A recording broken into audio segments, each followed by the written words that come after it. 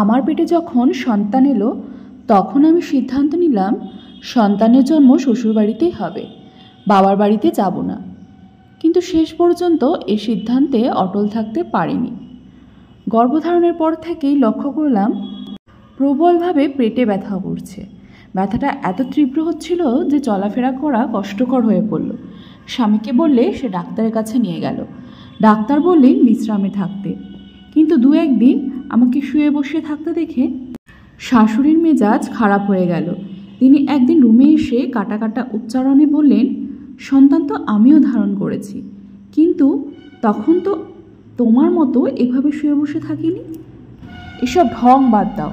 তারপর রুম থেকে বেরোনোর সময় গজগজ করে বললেন, যত সব ফাঁকিবাজ, কাজ না করার বাহানা। ডাক্তারের কথা আর মানা সম্ভব হলো না। প্রবল ব্যথা নিয়েও সংসারের কাজ করে যেতে লাগলাম। কাজ বেশি করতে হতো কারণ কাজের লোক রাখা শাশুড়ি পছন্দ করতেন না।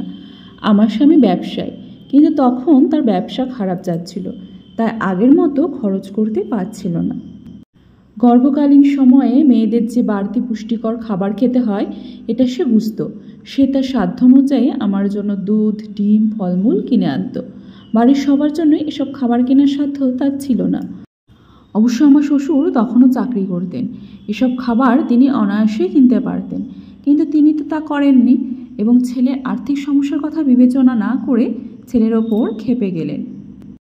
স্বামীকে বললেন, তোকে জন্ম দিয়েছি, লালন পালন করেছি, বড় করেছি, আর আজ তুই বাবা মাকে ফল, ডিম, দুধ না খাইয়ে পরের ঘরের মেয়েকে খাওয়াচ্ছিস। এত নিচে নামলে কি করে তুই? শাশুড়ি তখন বললেন, বউ পেয়েছে, বউ, এখন কি আর বাবা মায়ের কথা মনে থাকবে?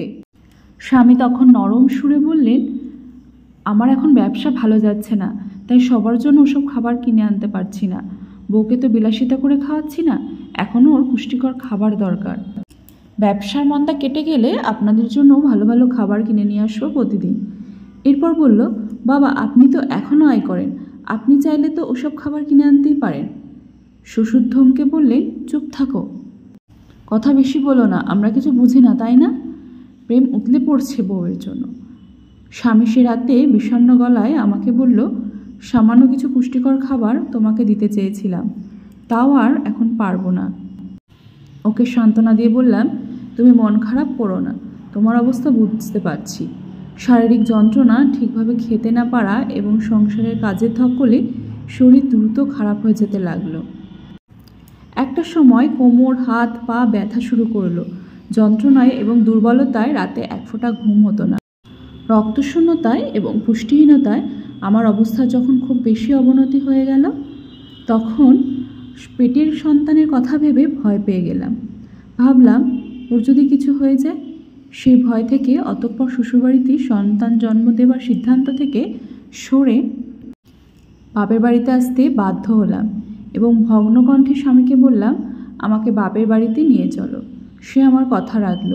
বাবার বাড়ি যাওয়ার পর আমার করুণ অবস্থা দেখে বাবা মা হুম করে কেঁদে ফেলল।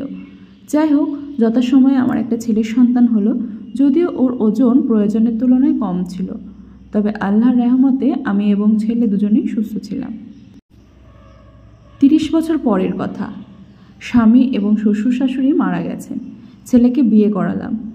তারপর পুত্রবধূ যখন গর্ভবতী হলো তখন বউয়ের হাত ধরে বললাম, মাগো, তোমার যখনই কোনো সমস্যা হবে আমাকে বলবে, আর তোমার এখন ঘরের কাজ করার দরকার নেই।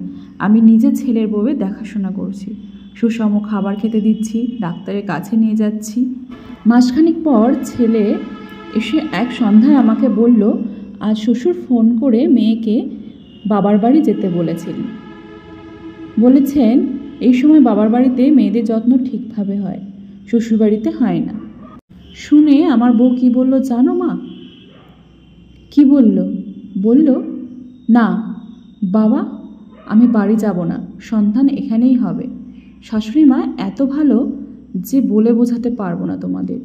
তিনি আমাকে আপন সন্তানের মতো ভালোবাসেন, সার্বক্ষণিক আমার খেয়াল রাখেন। তোমরা নিশ্চিন্তে থাকো। এই কথা শুনে চোখ দুটো হঠাৎ ভিজে উঠতে চাইল, কিন্তু কোনো রকম নিজেকে আটকে নিলাম। কিন্তু ছেলে ঘর থেকে চলে যাওয়ার পর আর আটকানোর চেষ্টা করলাম না। চোখ থেকে টপ টপ করে পানি পড়তে লাগলো। নিজে গর্ভকালীন সময়ে শ্বশুরবাড়িতে এমন ভালোবাসা পায়নি বলে, নাকি আনন্দে, কে জানে।